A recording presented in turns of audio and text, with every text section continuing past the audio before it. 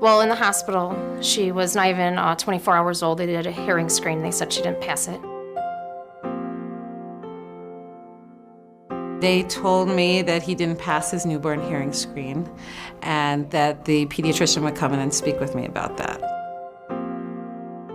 I was a teenage mom. Right after my son was born, they told me that he failed the screening. I was shocked. I was very shocked. Both of our families are, none of them are hearing loss family. There's nothing in our genetics. We have no family history.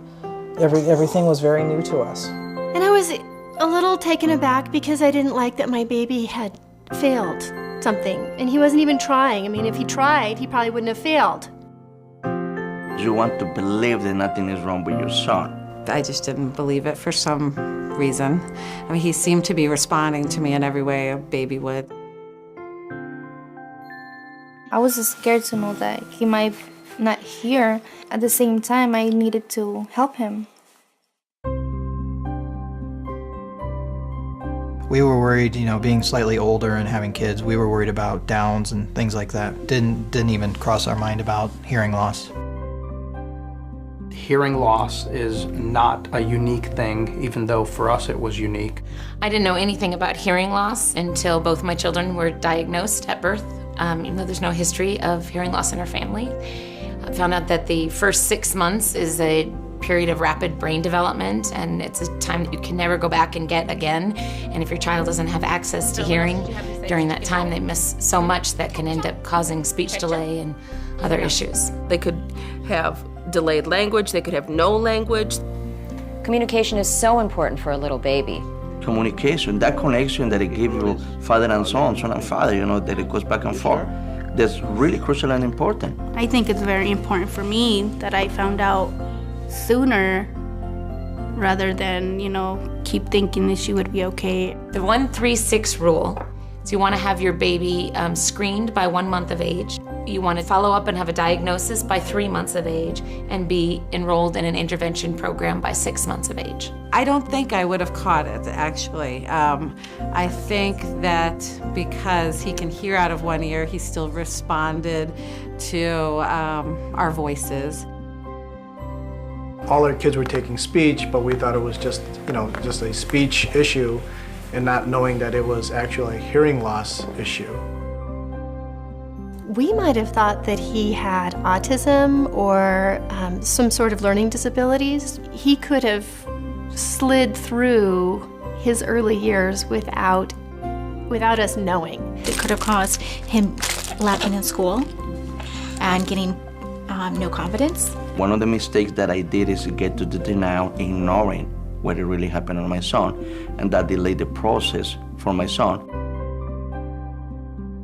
We didn't take the back seat. We didn't, just take this information and kind of said, okay, you know what, we'll figure it out when the time comes. He's too young, he cannot speak for himself. He was only 3 days old when he got his newborn screening test. He doesn't have a voice yet, and I had to be that voice. We have to educate as a Latinas, as a Latinos, we have to educate ourselves, get the tools that we need. It's that initial persistence that actually has helped us today.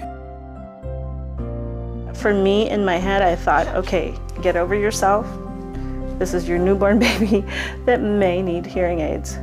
Go do it. Look for other answers and not accept the possibility that maybe it's fluid on the ear or equipment failing, because there's such a gap in the opportunity to really make a difference for the baby, for their development, for their speech, for learning to communicate.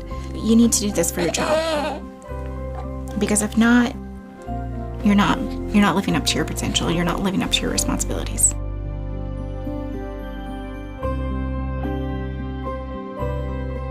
For all grandparents, I would strongly recommend that your children follow through on all the recommendations. You want to keep up on it and see if there's any change. The pass the first time is not a pass for life. Ford didn't pass his hearing test at birth. He had a mild moderate hearing loss, and now he has moderate severe hearing loss. On the pamphlet, they gave me a number, and I called immediately in the hospital just to make an appointment for a follow-up. The referral system that some of the hospitals have allows you to interact directly with other families who have gone through what we were eventually going to go through. So that was definitely something that helped us. Within a rather short period of time, we had someone there talking to us, letting us know what's available. The sooner you start, the farther they get. It's the early intervention mantra. It's very important that you start services as soon as they're offered to you. You might not be ready, but your child definitely is ready. If you are a home birthing, you're going to want to make sure to find the places in your community that are offering these screenings. It is not as big of a deal as it sounds right now, not even close.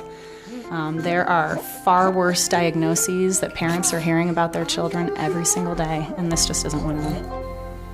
It's hard when you're scared and you're not sure about your baby passing the screening, but it's not necessarily bad news and not the end of the world. There were people whose entire careers, their lives, kind of revolved around making this work.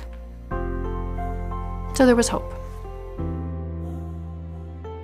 I told her, don't worry about it, that we're here. We're going to give her as much support as possible.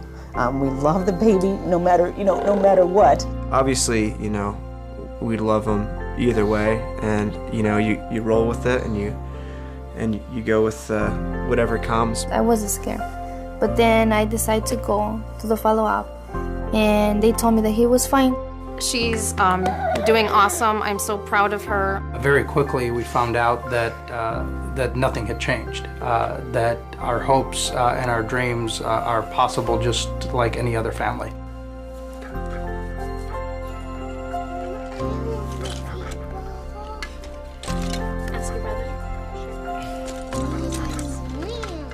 It is a lot of work, but it's worth it. I could realize that my son is going to have a normal life because my son is fine. It's important to know that you're going to be okay. No matter what the tests say, you and your baby are going to be okay. If your baby's hearing is a concern, you need to get a full hearing test by a qualified audiologist as soon as possible. He could experience language delays that will affect his whole life. Early Access Iowa can help. Call right away. Our bilingual information specialists can help you schedule a follow-up appointment. If your baby did not pass that hearing screening, go ahead and get tested. Don't accept advice telling you to wait. You may not feel like you want to find out, but you need to do this for your child. Make the decision to call. Now is the time to find out. It might be really scary to think that your child has a hearing loss, but it is not about me. It's about my child and what my child needs. Iowa's Guide by Your Side program can connect you with other parents of children with hearing loss and with adults who are deaf or hard of hearing.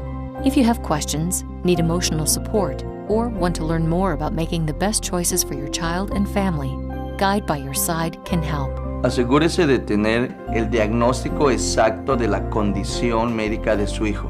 Todo va a estar muy bien. It's going to be okay. You owe it to your child to get more testing and know for sure.